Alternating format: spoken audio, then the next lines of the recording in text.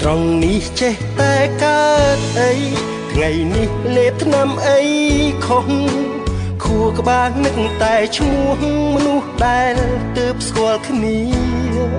មានអារម្មណ៍ស្និទ្ធស្នាលពោះពីការពណ៌នា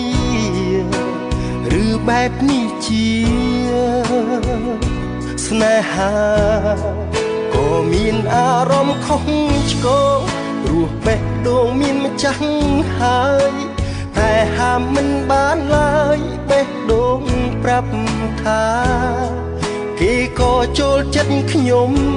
អារម្មណ៍ស្នេហាពេលប៉ះនេត្រាចិត្តភ្លៀងភ្លឹកពាក់ចិញ្ចៀនព្រោះមានចាស់បេះដូងមែនទេ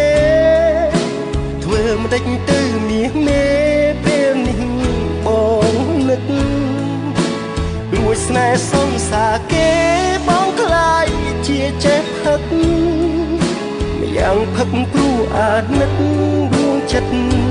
សង្សារហូបើមានសង្សាររៀងខ្លួនបេះដូងអង្រួនធ្វើអីស្នេហ៍ឆ្ងាយហួននិស័យហេតុអីពងប្រាថ្នានៅច្រណែននឹងគេបានក្បែរជីវ៉ាទាំងមានសង្សារនៅក្បែរហើយ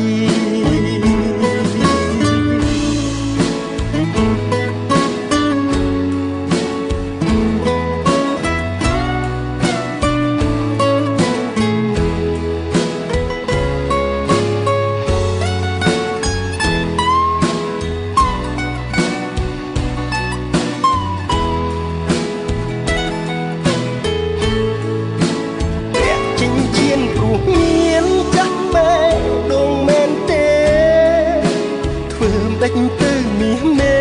ពេលនេះបងនឹករួចស្នេហ៍សង្សារគេបងខ្លាចជាចេះផឹកម្យ៉ាងផឹកព្រោះអាណិតរួងចិត្តសង្សារអូអូបើមានសង្សាររៀងខ្លួនបេះដូងអង្រួនធ្វើអីស្នេហ៍ឆ្ងាយហួននិស័យហេតុអីពងប្រាថ្នានៅច្រណែននឹងគេបានក្បែរជីវ៉ាទាំងមានសង្សារនៅក្បែរហើយ